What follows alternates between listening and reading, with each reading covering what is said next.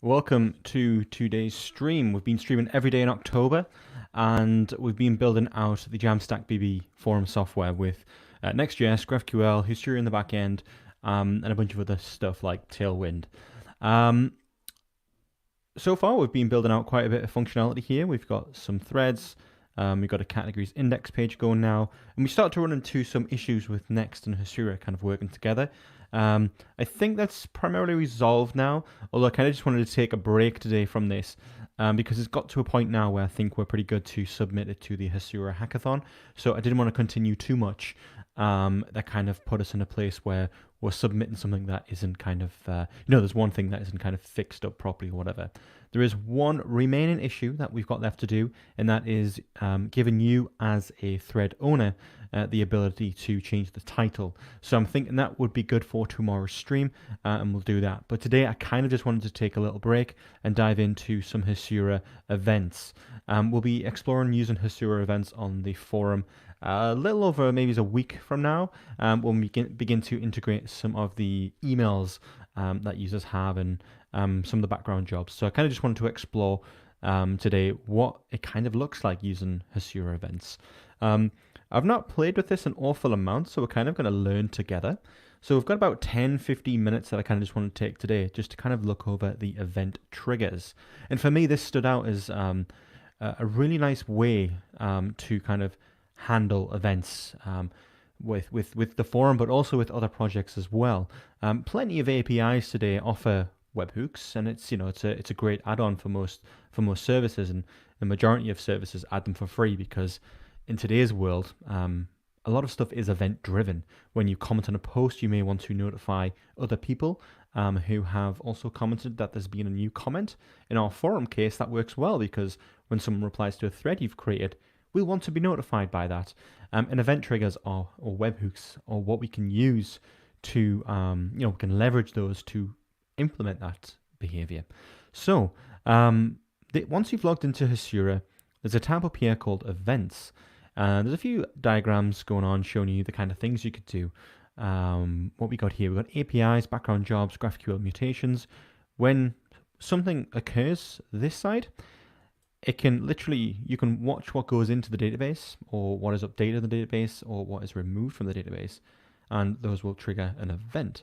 And those events can push back into the event queue, or they could go to another API. One thing that I'm really one thing I'm really interested to explore is having an event pass back into the event queue.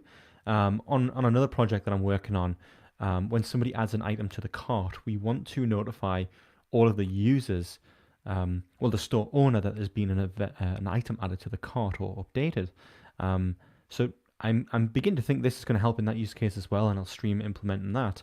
But let's dive in and have a look at maybe the other things we've got here. We've got cron jobs as well, which is just your typical cron job that'll run whenever you tell it to run, every day, every month, every week, every minute, whatever you want. That can then obviously run and send a payload to a webhook, which is good. And there's some advanced features like an authorization header if you want to kind of lock things down, or you want to validate the request is in fact coming from Hasura and it is secure. Obviously, there's some retry configuration options as well, which is baked in. And this is actually really nice. I can configure how many times this is to retry. Say I'm posting a cron job every night to, update some stats somewhere. If my endpoint is down or is busy or whatever, I'm sending my event to retry. And kind of you can set some back off here and say, try again in 100 seconds. Just kind of give the service some room to breathe. And then there's obviously a bit more that you can configure, how long those kind of requests can live for. You can obviously add some content, and then obviously there's a bunch of different things with these Hasura will take care of, such as tracking the data, tracking the response, tracking the request, and you can see all of that. One-off scheduled events as well are cool. I'm guessing with this you could say one-off scheduled events are individual events that can be scheduled to reliably trigger a HTTP webhook. So you can yeah, you can schedule an event from your backend. Great. So we can use the API directly, and we can submit an event to be ran. So not only can you have triggers working from watching the database actions, insert, update, delete, you can actually trigger and add to an event queue. So in instances where you may, source to add some kind of background job queue. I remember when I was working with Ruby on Rails, I would set up Sidekick and I'd have to have this Redis instance or whatever else, and that would run the jobs. Well, with Hasura, I'm guessing we can use the API to directly send an event to Hasura, or just an event into the system, and then once it's in here, that can be processed by Hasura based on whatever params I give it. So if we click on this, let's just have a quick look at what that looks like. Yeah, so we say that the type is a scheduled event, we give it the endpoint, we set a schedule time, and then we can send a payload. So that's pretty cool, and obviously the headers as well. So that's really nice. We can add to kind of an event queue. Hasura will take care of that. I wonder if with that, can we do, retry. We can configure all of the retry as well, which is nice. Cool. So I'm pretty impressed with that. That's nice. It's kind of a hosted event queue for us. I haven't got to run my own, system to manage events, which is nice. It's all baked into the cloud solution, which is pretty good. So let's go back to event triggers and let's actually create one and see what one looks like. We're going to click create here. We'll give this a name and we'll say, in our instance, we'll say, what do we want? We want to check for posts created, or should we do users created? We'll do posts for now. So say when a post is created, that'll be the name. We'll select the table posts. And then we've got some trigger operations, and these here are things that will occur when it happens. I realized my screen was a bit small there. I do apologize. But what we're doing is here we are watching for, on the post table, we are watching, let's say, insert. When we insert a new post, we want to trigger a webhook. And I've gone ahead and created a endpoint here for hookbin, and I will just paste that in there. And then if we open the advanced settings, there's additional, obviously you've got the retry logic like we explained before. You can set how many times that can, what the timeout settings are and when it should retry. If we click update, we can see now we can watch for specific things updating. So say we were watching a user, for example, we could watch for the password being changed or a field called new password because the user's requested to change their password or whatever, and there's a validation step in the middle. You could watch for that field specifically, and then you could trigger an email or something to notify the user that they must click a link in there to verify. And you will get all of the payload information as well, which is cool. So let's maybe check that payload out. So I'm going to uncheck update for now because we are just checking for posts being created. And then let's create that event trigger. So we've got this set up now, and we can see we've got some a tab for pending events. Of course, there are none. We've got processed and then the invocation logs as well. This is all empty, so why don't we go ahead and trigger that webhook? So if we just remind ourselves what we're doing, we are watching for anything that inserts on the posts column. Now I do hope I'm in the correct application here that is running in this environment, but let's just go to this thread and we'll just say, hello, testing, I don't know, webhooks or testing Hasura events. If we click reply, I'm logged in as me, by the way, so I have my role as user and I've also got the user ID in a JWT. And if we go back to hookbin and refresh, we can see a few seconds ago we did get a request, and then we can see here we have the session variables, so we know what role the user was that triggered the event. Now this is amazing. This is something I triggered from the front end. It went into Hasura and it's passed that along, so that's really helpful, I think. If you kind of wanting to do anything, you're not going to send these, and you're not going to send your data, the triggers, to hookbin. You're going to send it to an actual serverless function, so then you can kind of destructure the event that came in and perform your own business logic around that. and the event, the Hasura user ID and role could be really helpful there. For example, say you are watching a thread. If you are the you could check to see whether you are subscribed to the thread.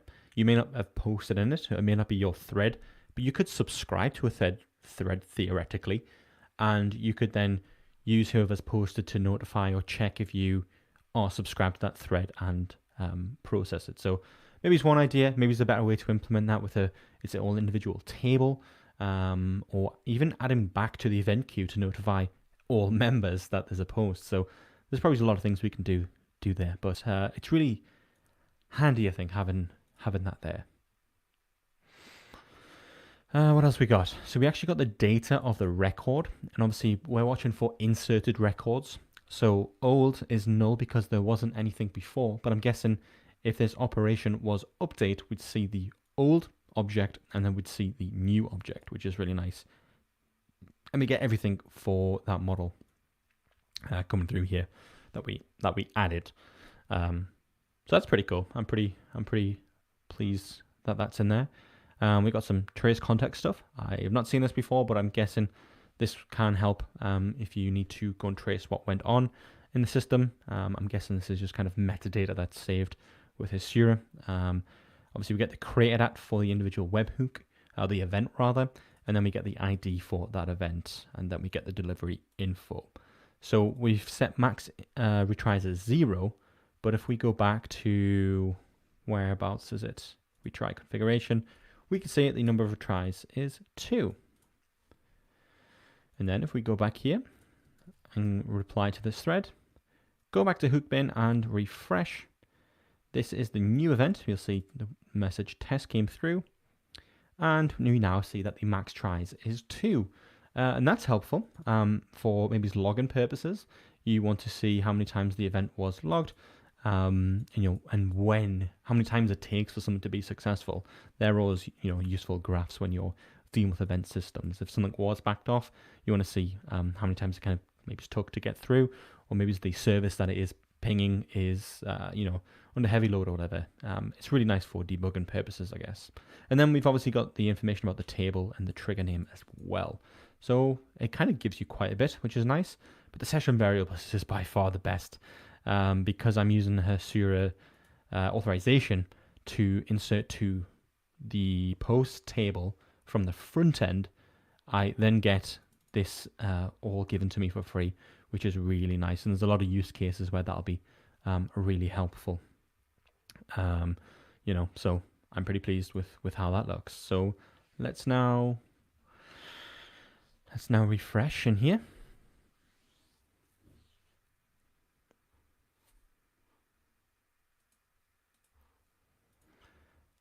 And we'll go to pending events. Obviously, there's still nothing pending. Processed events, we see we've got 2. They were both delivered, and they only took 1 try to get through. So if we click on the first one that we made, we can see so this is kind of the event. And then we can see how many times that was invocated. Yeah, that would be fine. And then we get the data we've seen in Hookbin. And if we click response, we can see the response that came back from Hookbin. So when you post that endpoint, if you did want to return any data, that response would come in here, and that's brilliant for obviously login purposes. It's really nice to kind of be able to see this stuff. And obviously we can click on the second one, and we see we'll get the message test in here for our second post we made, and then we get that updated max tries. All that's kind of stored with Hasura. I don't know if there's with the cloud offering, if there's a kind of a time on which they are stored for. Maybe as I passed it. I'm wondering how long it keeps those logs for. I would probably always implement my own system as kind of a, something that kind of just drips that data in. It's constantly streaming that data in. That's happening in my system. I'll probably just log in that elsewhere as well. But in terms of my database activity, an event activity, it's quite nice that Hasura stores that. So I don't know how long they keep a hold of that data. It doesn't say, unless I'm just scrolling and ignoring what it's saying, but I don't see it. I don't see it all. We see that it has an event system, but I don't know how long those events are persisted for. Maybe it's just indefinite, the size of my plan or whatever. That's quite cool. Yeah, so obviously when they've processed, they are here for kind of login purposes, which is cool. And obviously we can see the invocation logs. Now this is really cool. We can opt to redeliver messages. So if something went wrong on the system that was dealing with it, let's take the example, this is a new blog post and we need to add this to Elasticsearch, or we need to add it to Algolia. Well, say for example that service is unavailable, or we've kind of surpassed the quota for our plan. We're going to get some kind of failures in here. So what could we do? Well, say we fix that service, we could come back and we could go, okay, we've got some events here that failed. We now know the service that the webhook has been sent to is now back up. We can just choose to redeliver. I'm guessing what that does. Or at least I'm guessing that's what happens here. I don't know.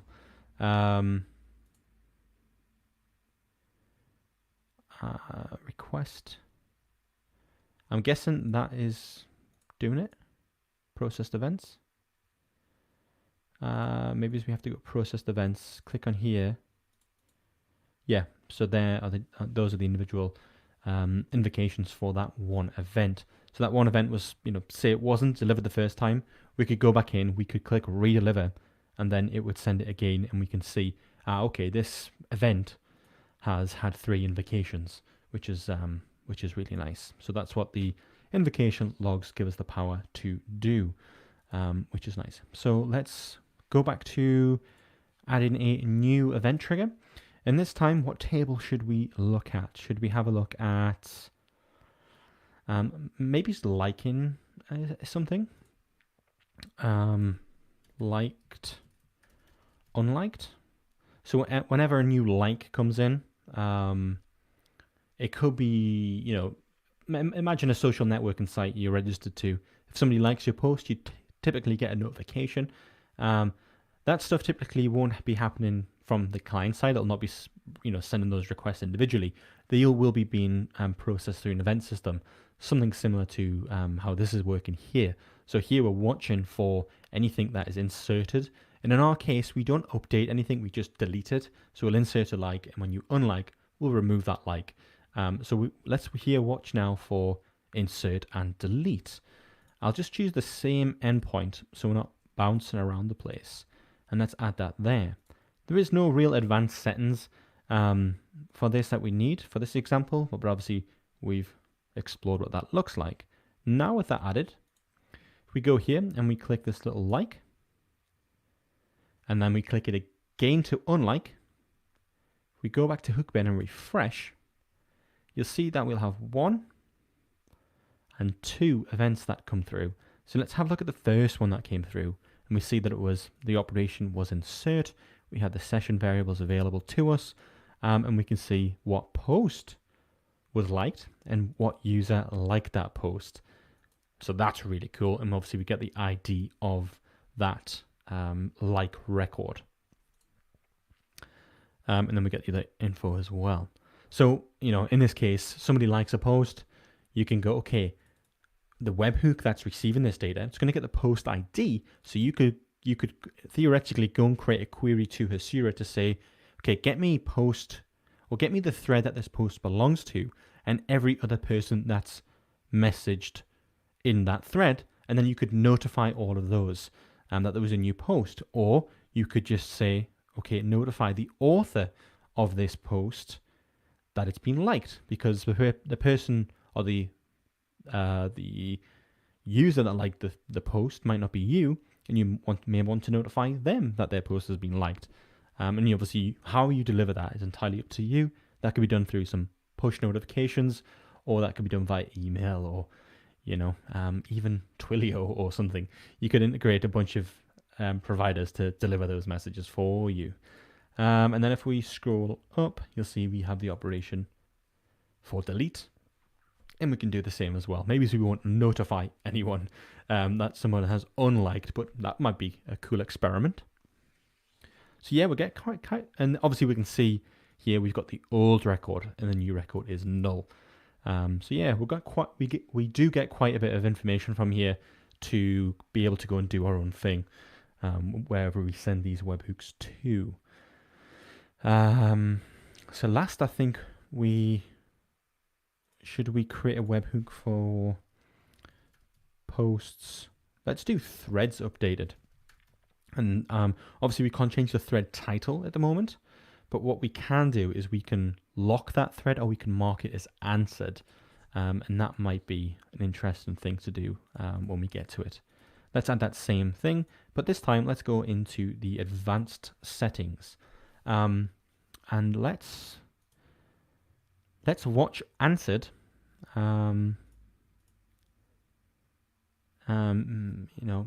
No title changing, nothing here. Let's not watch for anything being updated. Let's just watch for these two columns being updated, or maybe it's just locked. Let's just see what that does. Threads locked. So whenever that thread is locked, we will get a webhook delivered to the event, this URL. So let's create that event. Then let's head on over to here. I'm going to delete this post and I'm going to delete that one. And I'm going to lock this thread. So it's now been locked. We go to Hasura. If we go to Hookbin, we should see, there we do. We have a operation update. We have the old record. And then we have the new, and we can see here that the new, this new object is or has been locked, and then we can do whatever we need to do there, which is cool. Yeah, and then we obviously get the other data as well. Now it'd be quite tricky, I think, to implement, but maybe what would be useful here is if I could see what individual fields were updated. Because otherwise I'm going to kind of have to compare, say I was doing anything, syncing it with another service or whatever. It could be useful to know exactly what I need to update on the other service. But I think in most cases, you just kind of pass this new thing to the full thing and kind of not worry about that. But it would be nice, I think, to include that, when we click this unlock button, the only thing we are changing on that model, that on that table that changes, is whether or not it's locked or unlocked. We're watching specific columns for changing, so it'd be nice to kind of get that through as well, because there's no information in here to say what this is watching, apart from the name. So maybe the name has to kind of match up with something you have internally. Maybe you've got some kind of dictionary internally that kind of says, okay, if the name is threads unlocked, then we are watching the locked thread. So that's typically what's going to have changed. But again, you could send more data to this endpoint than what's necessary. But maybe there's a better way to deal with that. But that's what we got. And then we get locked as false because we clicked delete. We clicked unlock, which updates the thread to be locked equals false, which is good. So yeah, it's pretty, the events with Hasura kind of, it's pretty powerful with what you can kind of watch for, and specifically the columns that update. And obviously this whole retry configuration is really nice because I haven't got to bake any of that in myself, and it's not just something that's kind of sent, and whether it's delivered or not, how are you ever going to know? This events kind of dashboard gives me full power, and is great as someone relying on the back end as a service like this, to be able to go in there and view that, those audit trail of everything that went on. Just having that information available is really helpful, and the fact you can retry something that's failed or even successful, that speaks volume. That is, it's really nice. There's a lot of control you've got there, so that's nice. So yeah, this is kind of just been a quick overview of Hasura events. I have never used it, but having just done what we've done, it's fairly straightforward now how we can actually use this. And the one thing that obviously we've not explored is using the API directly. So maybe that's something we can do inside of a new event. Basically, this here, schedule an event. This is what we can give Hasura. We can add that to their queue and they'll process that for us.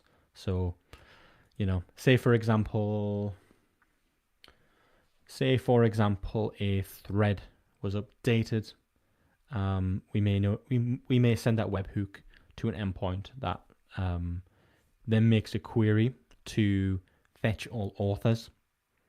Then we'd go through each of those authors and create events for each author to notify each author.